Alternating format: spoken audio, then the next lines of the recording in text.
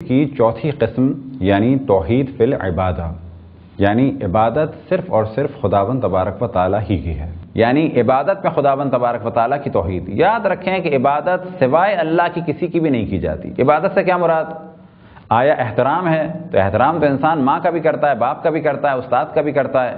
احترام انسان بہت ساری چیزوں کو کرتا ہے۔ احترام کے معنی عبادت نہیں ہے، بلکہ ایک ایسا احترام، ایسا جھکنا کہ جس میں یہ نظریہ ہو کہ یہ ہمارا خالق ہے، یہ ہمارا مالک ہے، اور اس کے علاوہ کسی کی عبادت نہیں کی جا سکتی، کائنات کا بنانے والا یہی ہے۔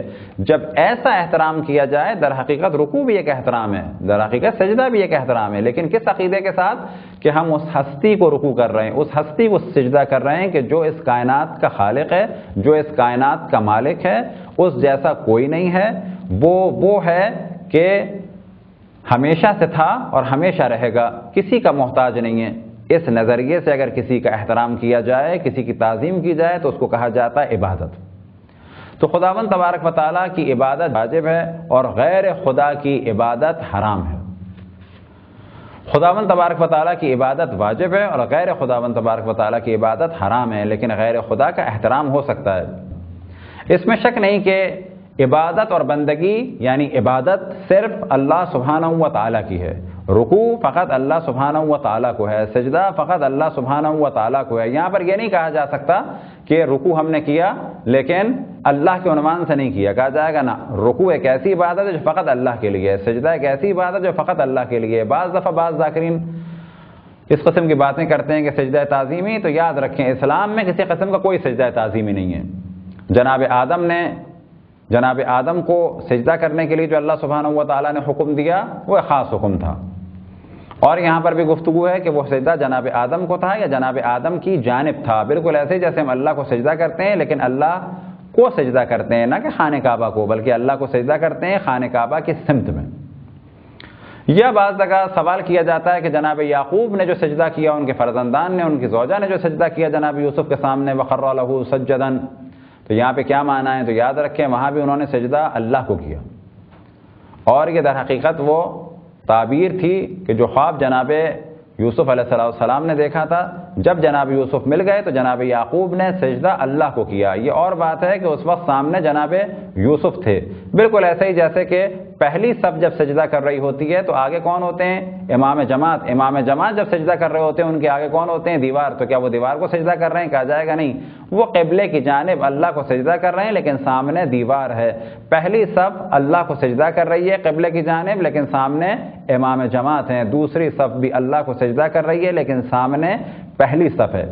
بالکل ایسا ہی اگر کوئی نماز میں مشغول ہے کسی معصوم کی قبر مطہر کے پاس، تو در حقیقت ہم اللہ سبحانہ و تعالیٰ کی نماز میں مصروف ہیں، اللہ سبحانہ و تعالیٰ کو سجدہ کر رہے ہیں، قبلے کی جانب سجدہ کر رہے ہیں، لیکن رخ ہمارا کہاں پر ہے؟ قبلے کی جانب، اور اسی درمیان ایک معصوم کی زری ہے۔ یہ ذہن میں رہے کہ ہم معصوم کا احترام کیوں کرتے ہیں؟ ہم معصوم کا احترام کرتے ہی اسی لیے ہیں، رسول اور امام کا احترام کرتے ہی اسی لیے ہیں کہ اس نبی نے اور ان امام نے ہمیں اللہ سبحانہ و تعالیٰ کی معرفت کرائی۔ یہ ذات رسول اللہ صلی اللہ علیہ وآلہ وسلم ہے کہ جنہوں نے پیغام دیا قولوا لا الہ الا اللہ تفلحوا، اور ان سے پہلے انبیاء نے پیغام دیا توحید کا، اور سب سے بڑھ کے توحید کی جو خدمت انجام دی وہ رسول اللہ صلی اللہ علیہ وآلہ وسلم نے، اور ان کے بعد مولا امیر المؤمنین علیہ السلام نے۔ لہذا آج بھی تمام عرفاء کے سلسلے ختم ہوتے ہیں مولا علی پر، لہذا جو خدمت اہل بیت علیہ السلام نے توحید کے لیے انجام دی وہ کسی نے بھی نہیں دی۔ لہذا ہم اللہ کا شکر ادا کرنے کے لیے، کیونکہ ان ہستیوں سے ہمیں صحیح معرفت خداوند تبارک و تعالیٰ ہوئی، لہذا بحکم خداوند تبارک و تعالیٰ اللہ کی بندگی کرتے ہوئے ان کی قبور مطہر کے پاس جاتے ہیں۔ وہابی حضرات اس مسئلے میں بہت زیادہ شدت میں ہو گئے اور انہوں نے بہت زیادہ شدت کا مظاہرہ کیا، اور نتیجہ کیا ہوا اس شدت کا؟ یہ شدت شروع ہوئی ابن تیمیہ سے، اس کے بعد اس شدت کو بہت زیادہ ہوا دی محمد ابن وہاب نے، اور نتیجہ اس کا یہ ہوا کہ ایک مسلمانوں کے بہت بڑے گروہ کو انہوں نے بہت آرام سے کافر قرار دے دیا، کبھی کسی کو کافر کا، کبھی کسی کو کافر کا، حتیٰ اگر کسی نے کسی کے سامنے احترام سے اپنے آپ کو جھکایا ہلکا سا تو کہہ دیا یہ رکوع ہے، یہ حرام ہے، جبکہ اس طرح سے کسی کے سامنے جھکنا، یا مثال کے طور پہ امام زمان علیہ السلام کی زیارت کے دوران جیسا کہ مستحب ہے کہ سر پہ ہاتھ رکھ کے اس طرح سے جھکنا، یہ رکوع نہیں ہے، یہ قطعاً جائز ہے بلکہ ایک بہترین عبادت ہے۔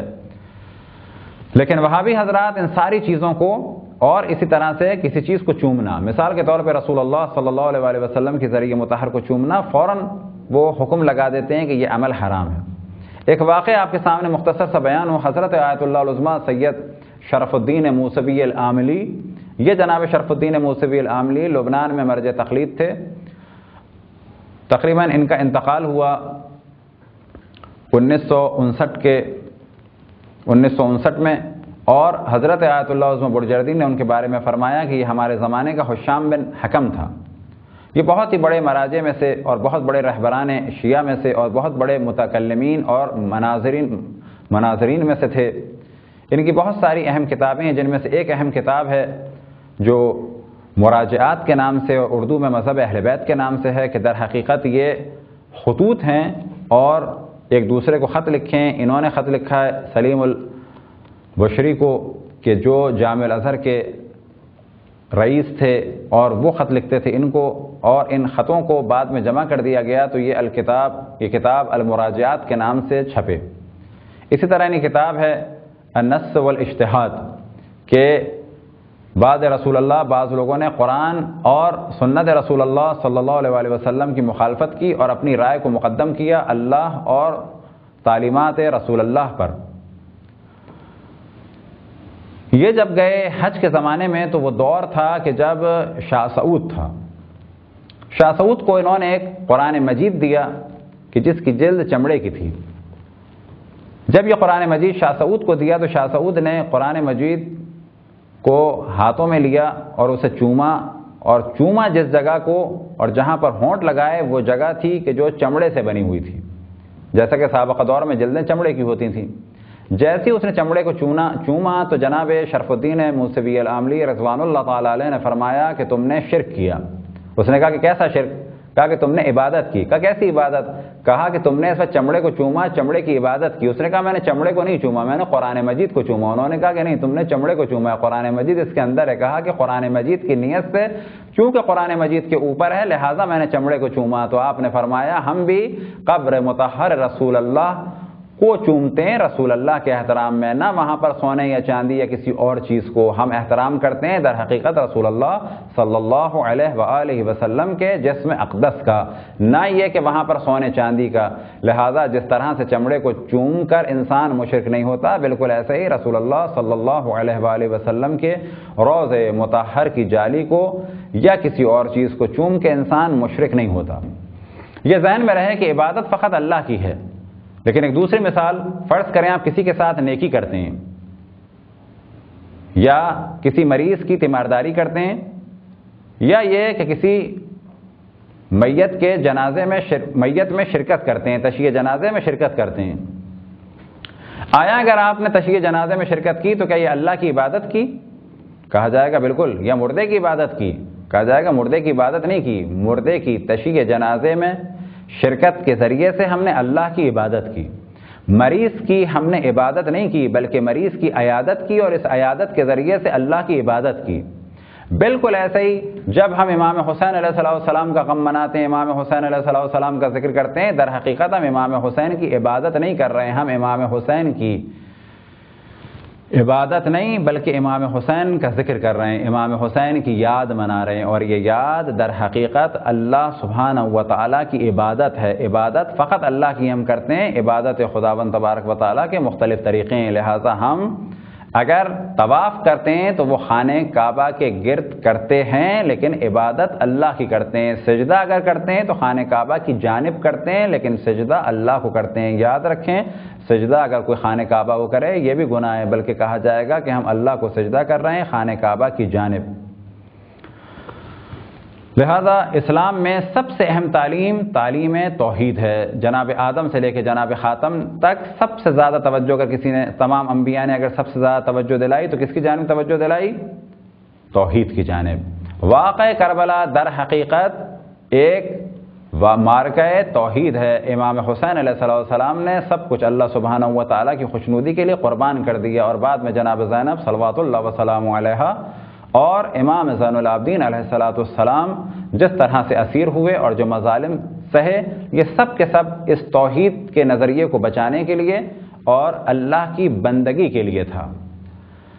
لہذا امام حسین علیہ السلام کے لیے تمام مورخین نے مقاتل میں نقل کیا کہ جتنے جتنے مظالم بڑھتے چلے جا رہے تھے، اصحاب اور انصار کی لاشیں امام حسین اٹھاتے چلے جا رہے تھے، اتنا اتنا چہرے پہ اطمینان تھا اور چہرہ نورانی سے نورانی ہو رہا تھا۔ وجہ کیا تھی؟